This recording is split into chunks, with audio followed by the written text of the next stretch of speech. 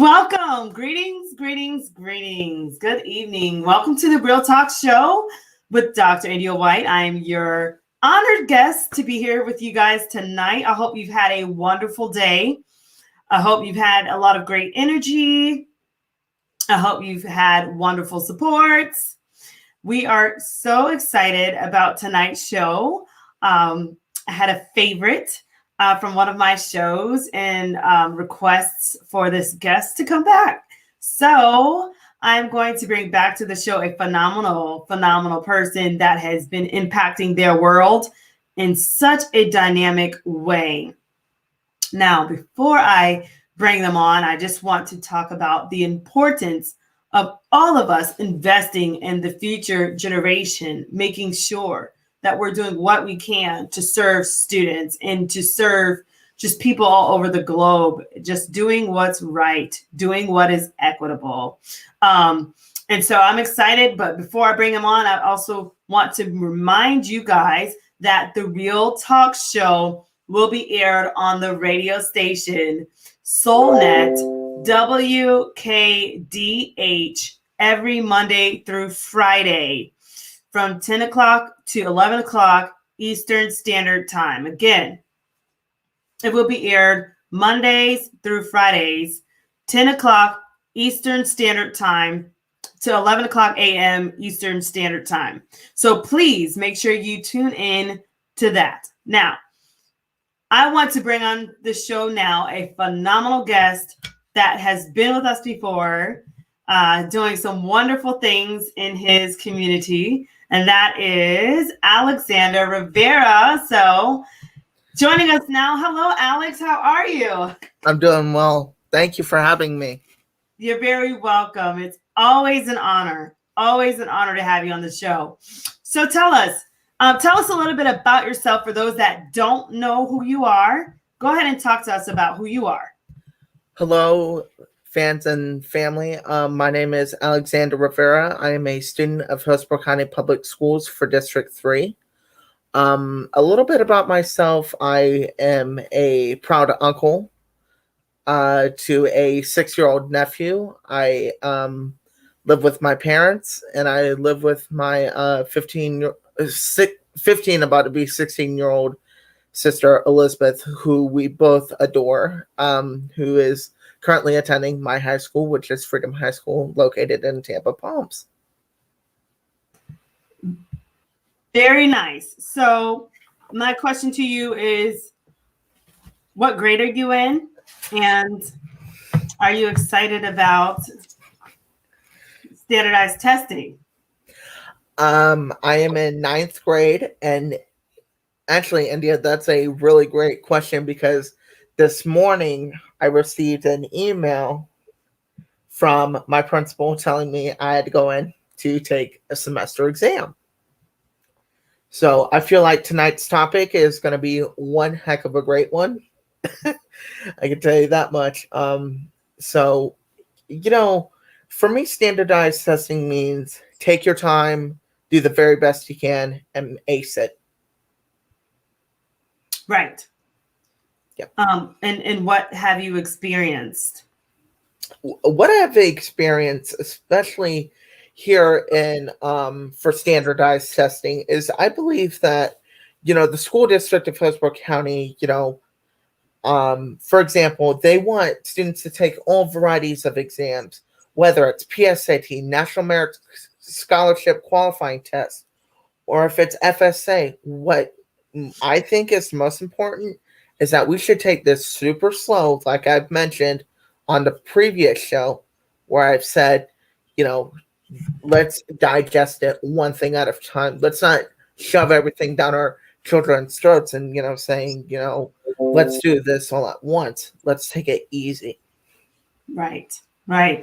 And so have you been hearing things from students regarding their experience in preparing or in taking the test?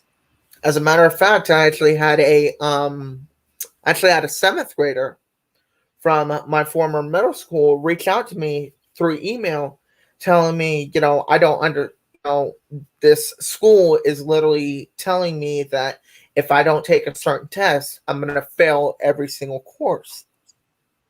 Oh, And wow. I told him, I was like, you're going to take it one step at a time. And I actually told him, I was like, are you IEP 504?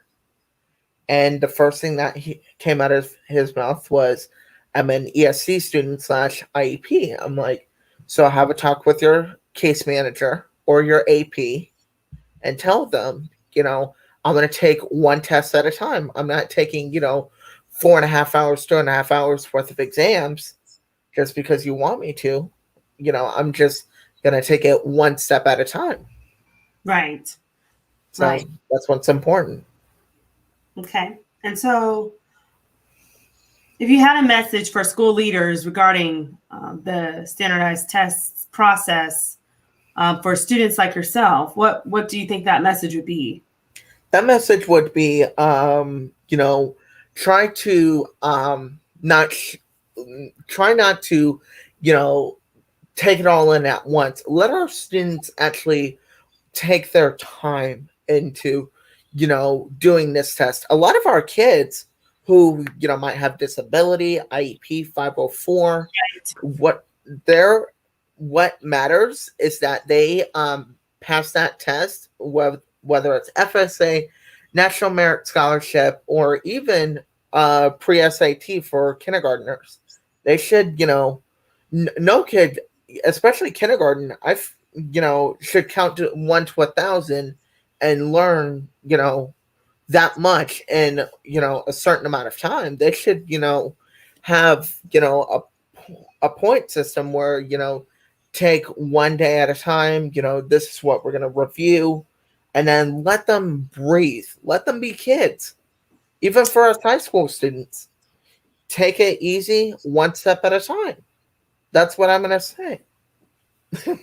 Interesting. So, what resources have you been able to use in the classroom that has helped you with test prep?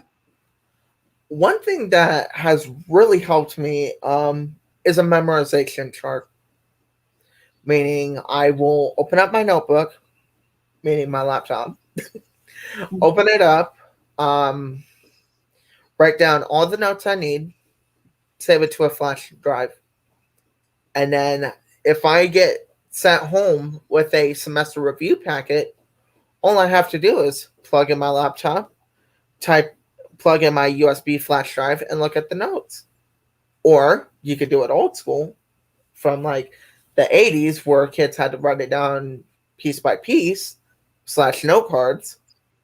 I would much prefer that you start looking at testing websites like fsaassessments.org that can help you prepare for FSA, or you could go to www.collegeboard.com and take the practice test for SAT, National Merit Scholarship / PSAT.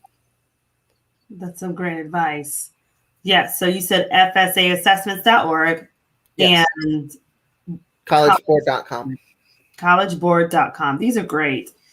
And do you have like a test prep course, or do you just kind of do it after school, during lunch? Like, what For does my test prep course, I actually do this a lot because, I actually started doing this quite often now. Whereas with after school, if I usually do one or the following, I usually meet up with, most of my peers prefer to do it virtually, or they could do it in person.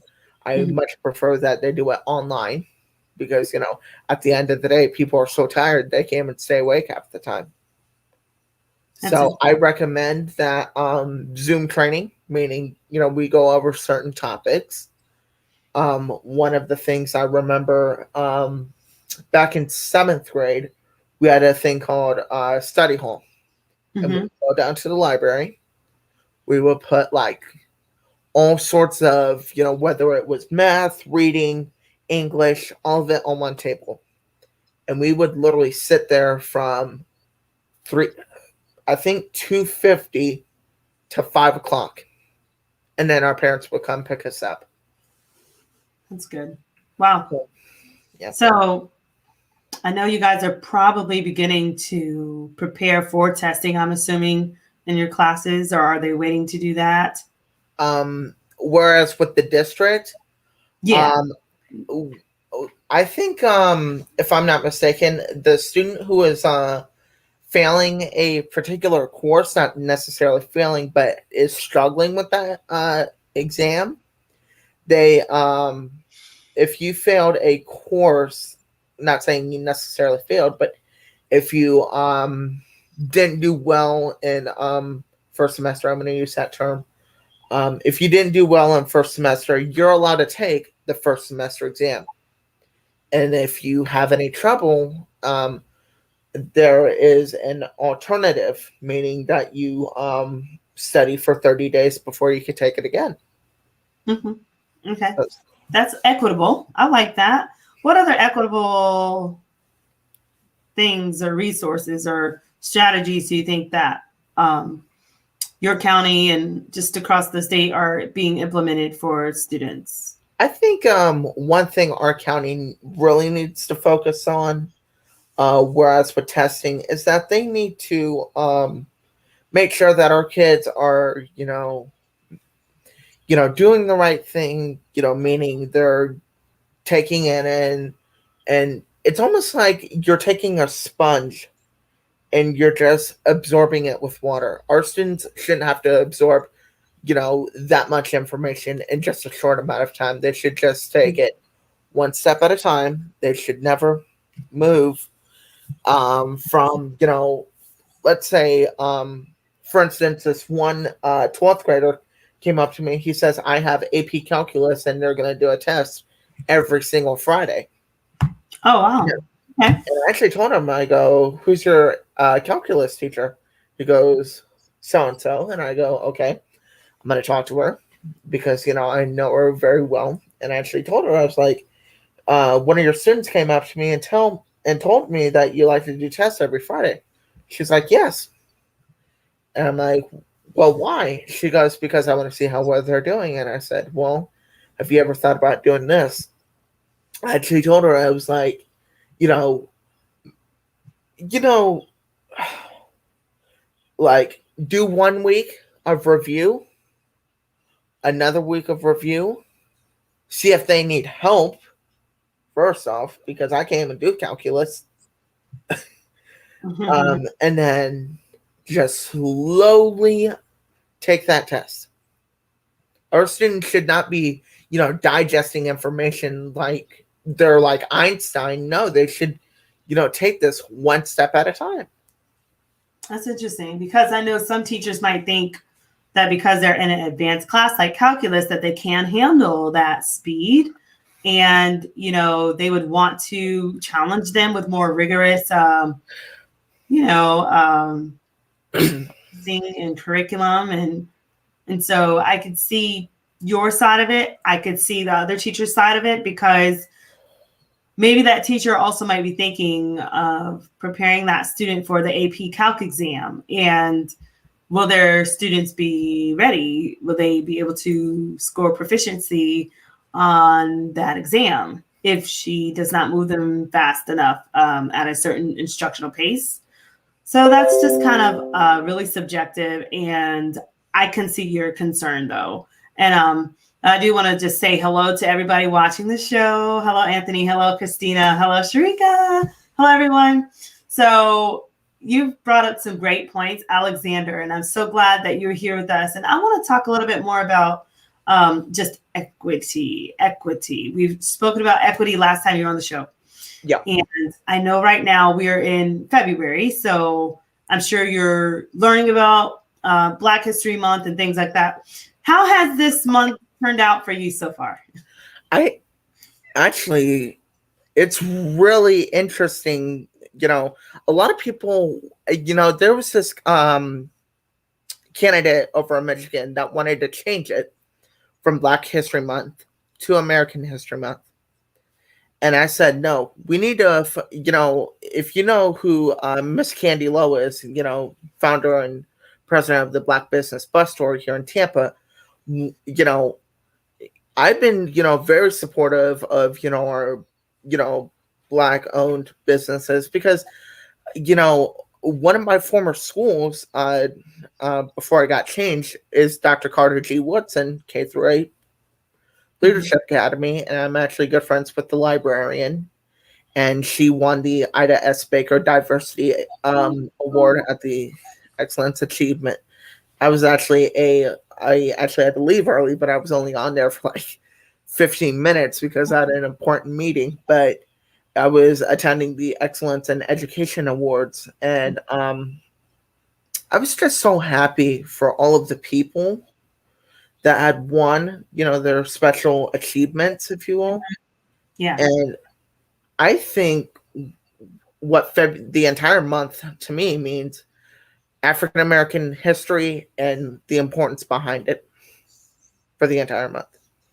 So my question is, when you think of African American or Black history, what is the first thing that you remember being taught about Black history? The first thing that comes to my mind is Harriet Tubman and the Underground Railroad. Right. I know like, it was stuff, right? Yeah. So you didn't know about like previous before then, like Martin Luther King. I learned in kindergarten and first grade, and that was a really interesting thing because not only did we take a whole month, but at the times we would go into weeks of March still learning about Dr. King. And the first thing that comes to my mind every time I think about Dr. King is the "I Have a Dream" speech or Marian Anderson singing at the Lincoln Memorial. Right. And so that's very powerful. And very interesting that the first part of history that you remember is Harriet Tubman. I know Yes. I was in school. I had a second grade, I believe it was fourth grade teacher. Second grade or fourth grade. I think it was fourth grade. We were learning in history about African American history. And I remembered the teacher spoke to us about slavery. And she had a session, believe it or not, where she asked the class, how many of your ancestors owned slaves? Go ahead and raise your hand. Raise your hand. And she had all of my classmates were raising their hands, and I was the only Black person, and they were looking at me. It was the weirdest thing ever. I still get chills being in that room. I mean, that was if I were in that class, okay. The first thing I would say is how about I in my book I believe that I wish slavery never happened. The only thing when I think of Dr. King and all those civil rights leaders is the passing of the Civil Rights Act of 1964. That was a really key factor.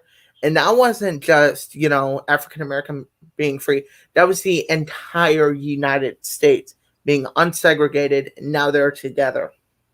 Which is beautiful. And I'm glad you brought up that point because, although there are scars in our history, I believe that through equity, we can kind of bond together and grow. And anyone in the audience that, wants to chime in, feel free. But I feel like, we definitely need to continue to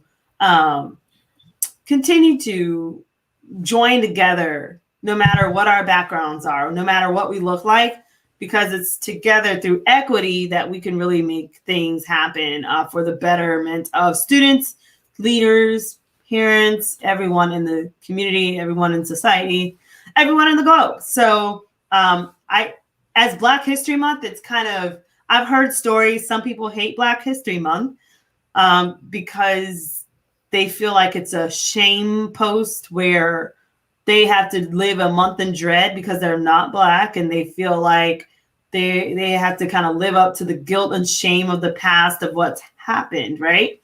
Yep. But then, of course, there's like that liberation piece that African Americans feel from Black History Month, where we are like, okay, like we matter, like when I say that, I mean like what we've accomplished, means something, and we actually have stance and status, and we have impact, and we can celebrate people, and so it's very interesting.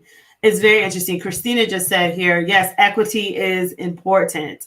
And so, it's, to me, I think that it helps us level the playing field, even though there's a lot of work to be done, as we're all starting to see. And it's taking courage. It's taking having those, brave conversations. And so I ask you a question as a student. How has equity, having Black history, how's all of that impacted your educational experience?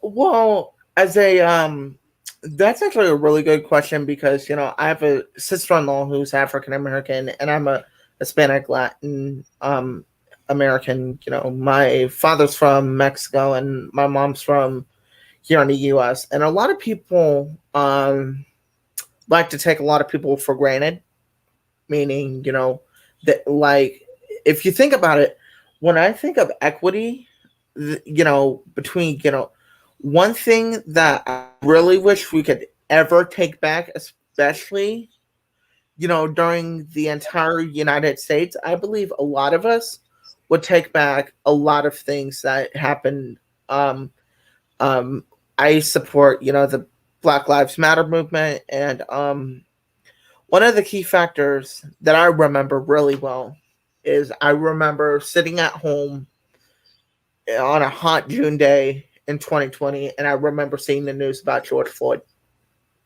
And that really upsetted me because the way I was seeing it happen just made me so angry. Like, no one should have the guts to put their knee on another human being and slowly hurting them.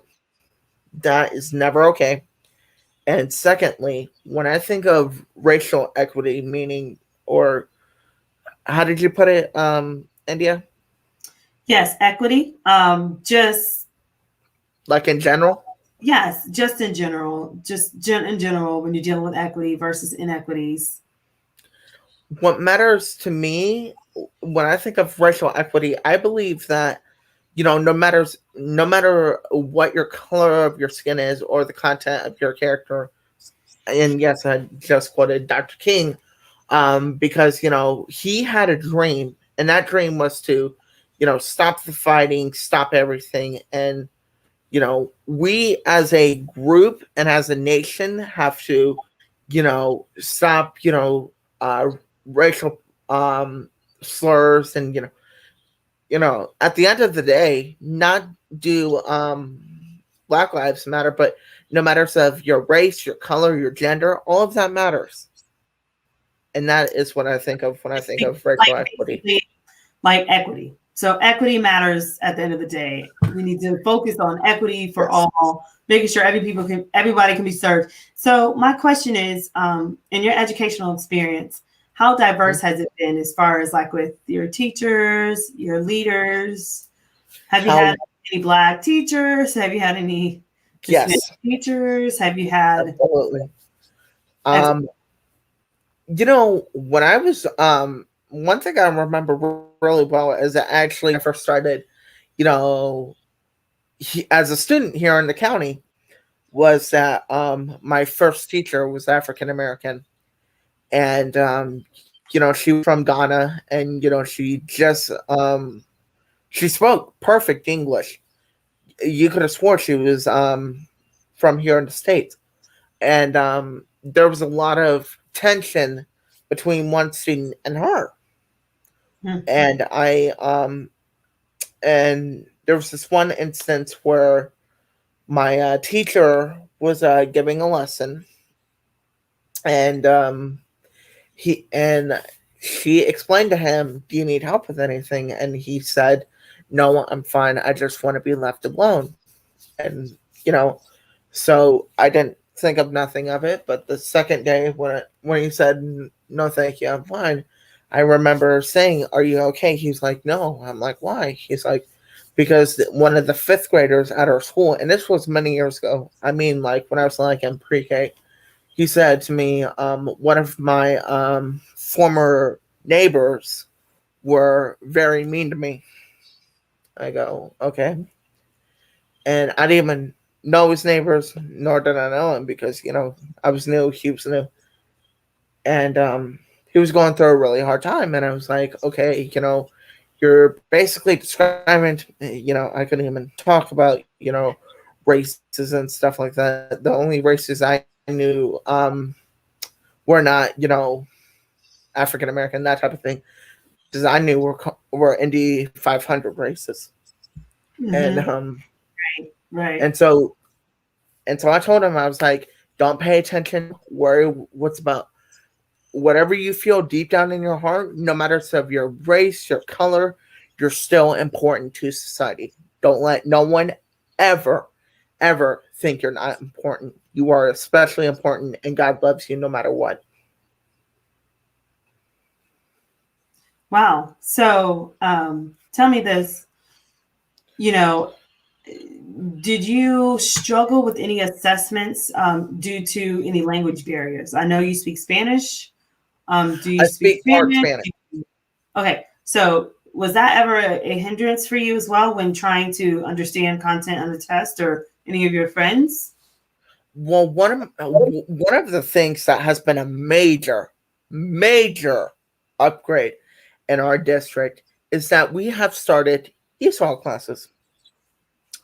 And when we do, even to this day, even kids in high school who are, they had just come to America, we offer them ESOL classes over at my high school. And I actually told them, I actually spoke to my Spanish teacher who came from, trying to remember where she's from, not Costa Rica, um, not Dominican Republic, and she remembers very vividly of growing up there. And she could make a whole room laugh just by giving a certain look. She'll make the whole room burst into laughter. And so ESOL classes is very important, especially here in the county.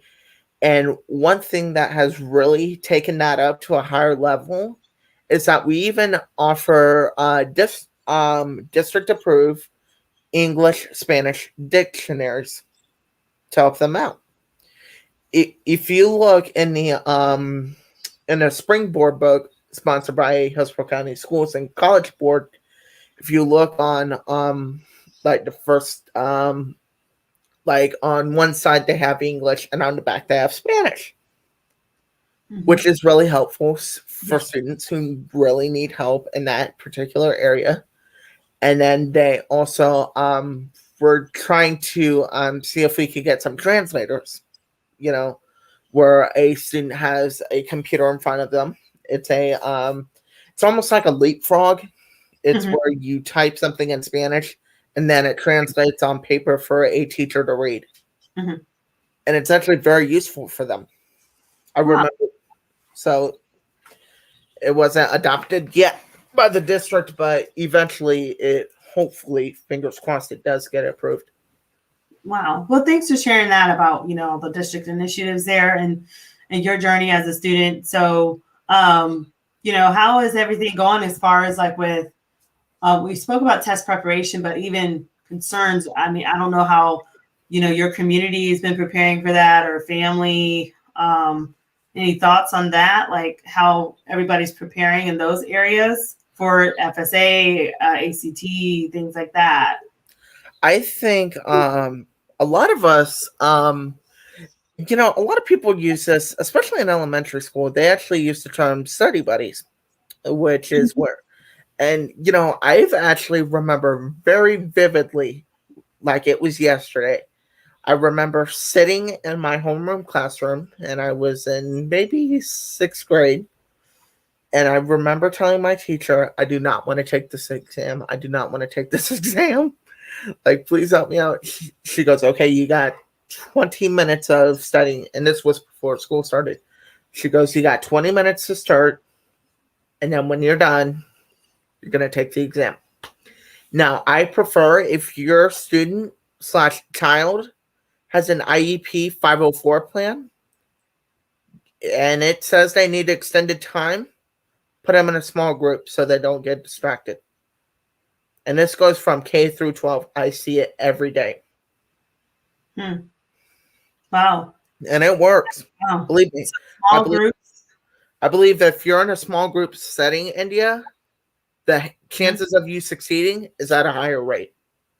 Mm-hmm. Whereas if you're in a big classroom with like 50 kids in there, you know, a lot of times you're going to either go up or you're going down. I prefer just group environments. Wow. Well, thanks for sharing that, Alexander. Do you have any other projects that you're working on at the time, or? As of this time, you know, I've been studying. I like to call it my study guide. I wish I had a printer at home, but I don't. So I have to read it online. And it is the school board agenda. Literally like 7 days before the school board workshop / meeting, you know, ever takes place. The first thing I do is I look at the agenda items and to see, you know, what agenda items need to be on that dais. What the school board's job, and I've actually said this to millions of candidates, you know, I actually said to them, if you're going to run for school board, let me give you a little advice. Number one, our teachers are there to prepare our students for life. Whereas with the school board's job, it's kind of the flip-flop almost. The school board's job is to make sure that our students are prepared and ready to enter into the world without any you know, problems. And to make sure that they have met their vision and they are preparing our students for life every single graduation every 4 years. Wow, that's powerful. So so you're studying the school board agenda. Are you excited about anything that's getting ready to happen with that? I mean, you know, whenever something is removed from the agenda items, I usually have one of my friends who is a clear advocate, and I believe she would be an amazing addition if you were to add her on to the talk show. Her name is Bianca Goolsby, and she is the founder of the Level 8 agency / Teaching for the Culture, meaning the first thing, she's a whistleblower, meaning, you know, she uses this motto all the time: people lie, receipts don't. Reason why, you might be asking, why do people lie but receipts don't? Reason why is because a lot of times school board members are hiding something, and if she knows about it, the whole entire Facebook group knows about it. So she's like, my name's Bianca Goolsby, I'm a whistleblower, and I'm a snitch. So she's on top of it. Don't get me wrong, she's very on top of it. Okay. Very nice. Are you excited about just, I guess, your leadership and as far as you know, just within the district overall and the great things going on over there? I know they're doing some incredible things, but you know, They are equity and stuff. I know they're pushing that. So I'm sure you're excited about the leadership and the different initiatives that they have going on there as well. But yeah, I don't know if you have any aspirations or any desires from your leadership that you would like to share since we've last been on the show. I think my leadership has been wonderful. And, you know, it's been, I want to say, our last interview, if I'm not mistaken, was it after Christmas or before? I think it was after Christmas, I believe. Yeah.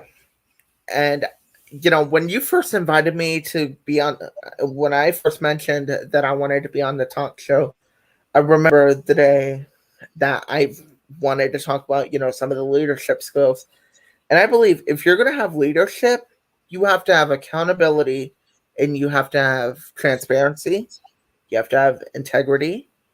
You have to make sure that, you know, you are 100%, you know, into it and you don't just back out or, you know, say, oh, I'm going to do this. But in reality, you don't. Right. At the end of the day, leaders like, how do I describe this? Like leaders who are really involved in the community, such as myself, one of the things that is really good about leadership, I remember very vividly, it was last Saturday, and we were at my church, and we were doing Kinship Market, which is where we get free groceries like soap, toiletries, and food to our hungry parish or people who are homeless and they don't have any food. It's kind of like Metropolitan Ministries almost. And by the end of the day, when we wrapped up, we had weighed over 1,000 pounds of food. Oh, wow. And That's that beautiful. made me really happy. And my pastor said, "Hallelujah, it's a bless from God." And Mm-hmm. I said, "Yeah." He's like, "I'm glad you guys could come, and I'm gonna do it again." And we, been talking. I studied my Bible. My Bible is like my baby. Okay, like whenever I'm bored, I just don't sit on my couch and watch TV. I just open up my Bible and I start reading Bible verses, Mm-hmm. and that's what I do pretty frequently if I have time. I think it's neat that you have that work, like that school life balance. And it's beautiful to see that you've got support, from your leadership that you mentioned at your church from Saturday. I think that's a beautiful thing. And keep up the good work there, Alexander. And it's just wonderful to always have you on the show. And I'm trying to think of, I know all your college aspirations. You mentioned last time that, you wanted to run for school board. Don't you Yes. feel about that at all? Like, talk to us about, just maybe some of the thoughts you have and the preparation you're doing for that. I know you're looking at school board agendas, but speak to us um, a little bit. Before I get into that, so much, Christina, for your wonderful comment. She said Alexander is already a leader with a vision. You got it, Christina. I am a leader with a vision. And if, India, if I'm going to run for school board, the first thing that's on my mind, as well as one of my dear and closest friends, I like to call him my work mom. Okay. Because, she's just like a mother to me. Her name's Nadia Combs, and she's for District 1. And we talk pretty regularly. And I actually told her, I was like, "Nadia, how would you feel if I ran for school board?" The first thing that came out of her mind, the first thing that popped into her mind was, "Okay, if that's what you want to do, have at it." And so, if I'm going to run for school board, the most important thing that she actually mentioned when she was on the campaign trail was the students, because our students are the most important things. Teachers too, plus our administrators. We have over 1,000 teachers, over 1,000 students, and by the end of the day, if I have time to, I actually call up some of my student friends and I actually tell them, I was like, "So what do you have planned for the weekend?" And half the time we talk for more than 45 minutes at a time. I mean, unless it's like a group call, then we have to call Zoom in because it's going to be a pretty large group. Yeah. So if I ran for school board, I'm running as the mental health advocate because for the students who are, who don't know what mental health is, mental health, especially now during COVID, is highly important. Mm. There's a lot going on with COVID. There's Yep. different things that different racial groups are facing. There's a lot going on. You're correct on that. Yep. And I think you're very courageous to be able to, very wise to be able to look into those areas. And what would you like to see changed or add, improved upon, even in your own educational experience or in the state or in the nation, when it comes down to mental health and it comes down to helping kids that are struggling in math or struggling in certain subject areas? What do you think would really help kids today? I think there is a great resource that I prefer, and this actually goes from K through 12. It's called tutor.com. I know it costs money, but if you have a library account through Hillsborough County, Florida, you can log in and your child could get free access from 2 in the evening 2 p.m. all the way to 12 midnight. And now, usually tutoring companies usually close 6, 7 o'clock at night. And there's also a great resource if you look underneath my Twitter page. I just got a brand new Twitter page, by the way. Oh, yeah. Let me see if I can find it real quick. It is called. Trying to find it. Just got your There's so many emails I can't tell you. new page. Yeah, my Twitter page. I have over 98 followers. So you said tutor.com, huh? I never heard of that before. Yeah, it's called tutor.com. Mm-hmm. Hang on, let me see if I can pull it up. Tutor.com. That's very interesting. It costs. Oh, here it is. Mm-hmm. Yeah. It says this is their mission. We help learners realize and reach their full potential. Now, if this is a really great app, if you haven't already installed it, it's available on Google Play / Apple. That's the tutor.com one. They have an app. I think they do. Well, that's a great resource. What other resources do you use to kind of help with mental health or to just help with really tough times, on your journey as a student? If you're gonna, let's say if you have a mental health problem, if your child is having a mental health problem, the first thing you should do is probably consult with a licensed mental health therapist, or you could do a licensed clinical worker or an LCW. I know a school board member who actually owns her own mental health practice. Her name is Karen Perez. She is a phenomenal woman. And as a matter of fact, she actually works not only as a school board member, but she also works at James Haley Hospital, which is right by USF. Oh wow, interesting. So that's some great advice. So, I guess my question is too, like, what advice do you have for the adults watching as to how they can support students like you that might be struggling in these times of COVID and all this racial stuff and just in general? What advice do you have for the adults that are watching you as to how they can help students today? Well, as a student, I think parents, if you're gonna, teach your kid, I think the most important thing you can teach your kid is the value that you love them, that you respect them, and ultimately that you care about their education.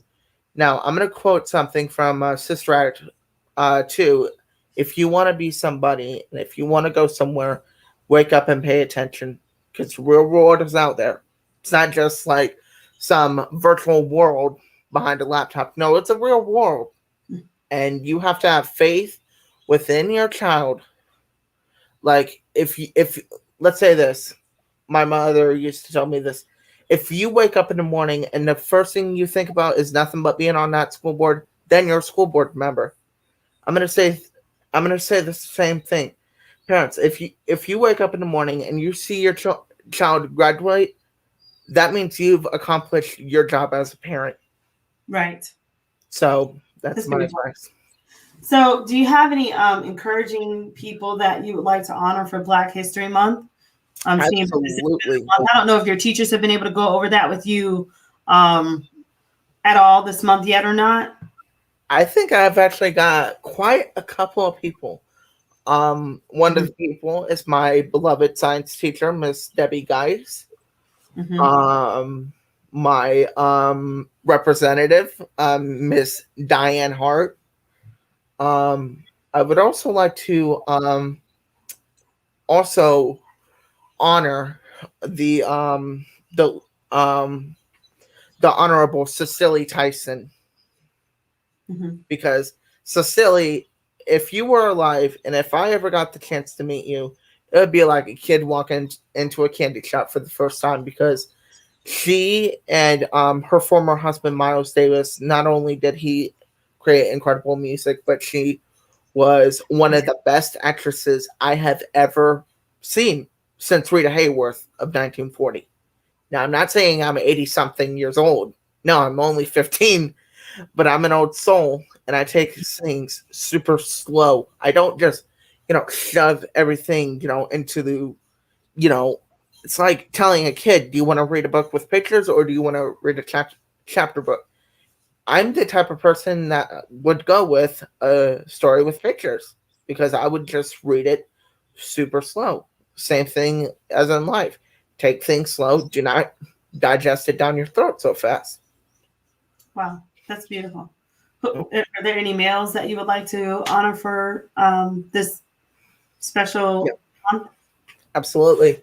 I would like to thank. He is actually one of my favorite basketball players of all time. I wish I got to meet him as well. Mr. Kobe Bryant, RIP. I would also like to thank Dr. King for your service.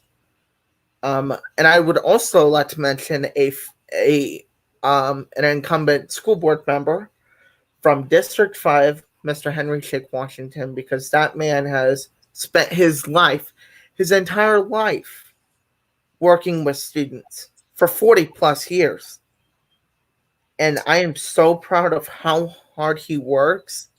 His work he works tirelessly. He's an advocate. He's one of the best school board members we've had since Aretha Edgecombe. Wow, that's a powerful statement. And, I know Mr. Washington, I hope he can see this and be honored by that because he's had his own print in my career as well and in my life as an educational leader. And so, apple does not fall too far from the tree when you talk about giving praise. And I think that, we should continue honoring leaders like Mr. Washington and realize that we don't have to always look to the history book to get a phenomenal Black leader. Sometimes they're right there around the corner and you just have to look and appreciate those that are around you. People like Mr. Washington, Shake Washington, that has done a phenomenal job in Hillsborough County and throughout. And so thank you so much for honoring those phenomenal leaders. I know for me, I'm going to stay on my Hank Aaron horse because I just had the... Yeah, I almost forgot about that too, Mr. Hank Aaron. Yeah, it's okay. Like so I never learned about Hank Aaron in school. I self-taught myself about Hank Aaron. And I decided to pick up a book and to teach myself about Hank Aaron. And then shortly after he passed away, and it impacted me so much because the first thing I thought was that nobody told me that he actually surpassed Babe Ruth's record. No one told me that. And I did not know that he was the first African-American to play in the major league. I didn't know that. And I felt so taken aback by the fact that I did not have this awareness. And the first thing I thought of is our student population today, are they getting competent, quality education around African-American history, not just the same five of Dr. Martin Luther King, Malcolm X, Harriet Tubman, Washington Carver, and I'm trying to think of the last. But anyway. Rosa Parks? Rosa Parks, there you go. So I love them. Yes, I do. But there are more. Hank Aaron is not on the list. What about Sandy Bates? A phenomenal woman who walked African-American students Johnson to school. Yes. So Catherine Johnson. Mm-hmm. Sorry if I kind of started following. Yeah. I do apologize. You're fine. So I like having this discussion with you because I think that it's time for each of us to kind of dig within and explore how we can continue learning about various cultures. I mean, in particular, this month, of course, African-American history, but I think it's a neat thing. And it's not a month. I want to say this too. African American History or Black History Month it's not a month to make other races feel bad because they're not Black, right? It's a month that just says, here's some awareness, here's some celebration, and look, this is how far we've come as a nation. So it's not to be something that is supposed to make other races hold their head down and feel shame, feel guilt, and feel like they don't want to be here for 30 days because they can't escape it every day they wake up. It should be something that's celebratory, something that we can kind of come together alongside each other and celebrate. So, and move forward with that. And so where do you project with everything going on? Where do you project yourself to be in the next 5 years and the nation to be in the next 5 years? I've always wondered where I would be in 5 years if I had to, miniaturize myself and put it in my pocket right now and like time travel. The best place where I would be is in a beautiful seat on. Well, I'm actually going to Disney. I can't say Disney in 5 years because I'm going in like November of this year. So I'm gonna have to go with the Florida legislature in 5 years from now. How old are you around now? You're a teenager, correct? Well, if I'm 15 now, okay. I'm 19. Wow, that's pretty powerful, buddy. And I think you'll be able to do it. But I can't run till I'm 21, so I could run for school board at 18 with my high school diploma. Wow. All I have to do is file for candidacy, win the primary, then have the election, and if I'm in, I'm going to be the first ever, the youngest member on that school board, making decisions for our students every single day. That's powerful. And, through collaboration, anything is possible. So I wish you the best on that. And I think it's great that you want to go to, maybe even legislation. And I would say to just don't ever stop. There's one of my favorite quotes that have made me kind of put down fears and risk and take a risk is from Wayne Gretzky. And it says, you only miss 100% of the shots that you don't take. And I learned that from my spiritual father, Bishop on the side, Bishop Arnold in Gainesville, who really, he was just such an inspiration. And he would always say that you only miss 100% of the shots that you don't take. And so I tell you that to just pass on that torch of inspiration and motivation to you as a future world changer, future leader, to say, don't miss the shot because you're afraid to take it. Like, go for it. And if that's burning in your heart, if that's burning in your heart to do school board or Congress, whatever, go for it. Don't let anybody stop you. Don't believe the negativity. Don't worry about your haters. Haters have to be there. Think about eagles. Eagles, they have those crows on their back, right? Crows, whatever. And they're flying on the back and they're pecking them the whole time. All the eagle is doing is flying. And then they come down, they peck and peck and peck. The eagle doesn't even pay attention to them. They just fly higher. And then the mess goes away. And so I want to leave you with that word of encouragement is go for it. Yes, Christina, you're very right. Eagles soar high. So no matter what you do, Alexander, well, no matter what you do, remember that you're an eagle. And, eagles also soar alone. So sometimes there are going to be feats and tasks that you take on that people won't quite understand. People might not know how to read you. But remember, when you have a purpose in mind and it's for a good cause and your heart is right and you can sleep at night because you've done the right thing, you'll be fine. You'll be fine. And I'm very proud of you. Christina just said here, she says, God bless you. May you reach your goals, Alexander. So with that, Alexander, thank you, Christina. Did you have any other last thoughts or any events coming up that you wanted to share with us that we can support you? Will. Okay. Actually, that we were just talking about the school board, and I just got a calendar notification on my phone that tomorrow I will be interviewing the one and only, the Honorable Lynn Gray, who is the proud chairwoman of the Hillsborough County School Board. Very nice. Very nice. I'm excited for you. And so how can people find that link? If you can't find the link, I'm going to post it on my Facebook page, and then I'll put it on my Twitter. Okay, wonderful. And if people are trying to find you on Facebook, Yes. where can they go to find you on Facebook? They can find me under my Facebook page, which is Alexander Rivera. Turns out my phone got broke, so my phone number is currently anonymous. Um, you can also follow me on Twitter. For some of the people who actually have Twitter, a lot of people consider it a waste of time, but I don't consider it a waste of time. My my account for Twitter is at Real Alexander Alex Rivera 1. Okay. So I posted your Facebook one up here. Okay. Can you repeat the Twitter one for me?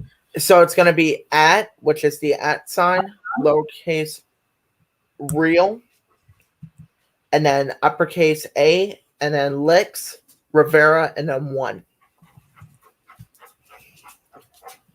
Sounds like a Congress.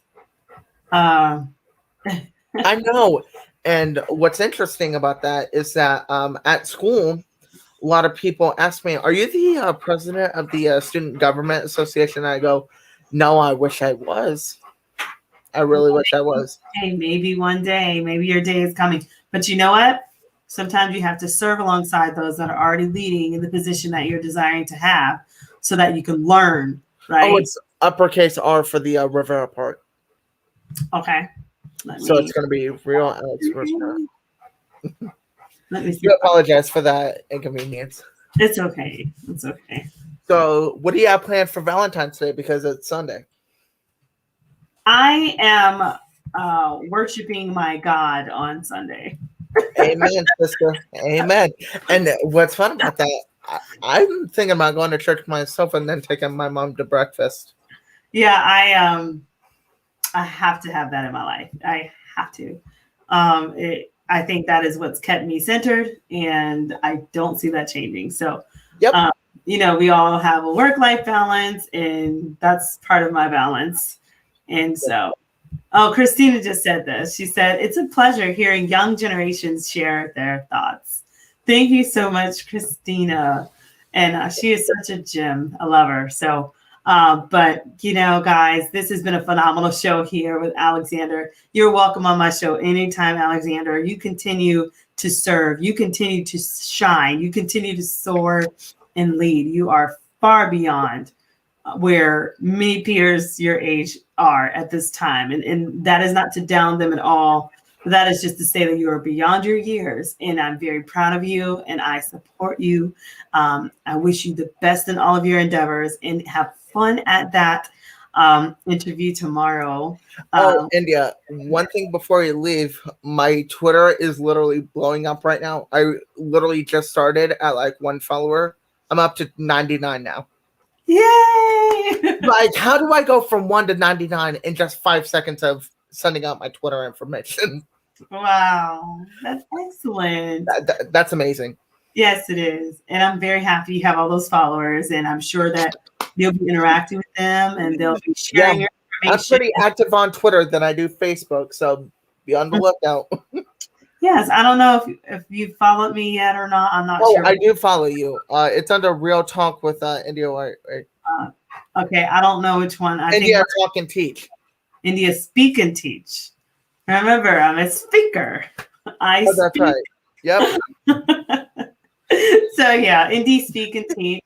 And yes. So with that said, guys, this has been so warm and bubbly, and I love it. I love the fact that Alexander was on our show. This is our future generation, y'all, that we are investing in. If you're around Alexander, if you have any way to just kind of give him kudos and let him know he's doing a great job, if you can come serve at a school, Freedom High School, if you can contribute to some of the things that he's doing, if you want to take him in as a mentor, get his information there. His Facebook is Alexander Rivera. So go ahead and, you can follow him and, just give him a message on his page. Please respect the fact he is a student. So, keep anything that is not, school related away from this child so that he can focus on academics and continue being a wonderful leader. And so with that said, Alexander, Did you have any last words before we leave the show?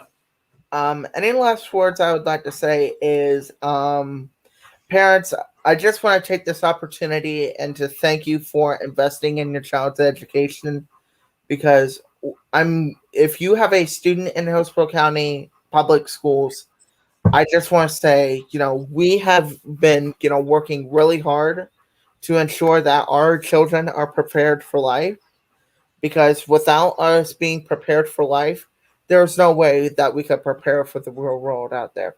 So thank you, parents, and thank you, kids. And I'm going to end with that awesome graduation rate of 88.8%. It actually went up. Girl. Oh, it did. From 82.6% to 88. You're correct. It did. And that is why we're celebrating, because I'm just so convinced it is going to continue going up. And I can't wait to see the numbers next time. So with that said, Alexander, have a great night. Get your homework done if you haven't done it. Get some sleep so that you can take whatever test that you have to take. And Christina and Guest, thank you guys. You guys have been wonderful. Have a blessed night, everybody. Have a great night. And until next time, we'll see you guys later. All right. Bye-bye. See you. Bye.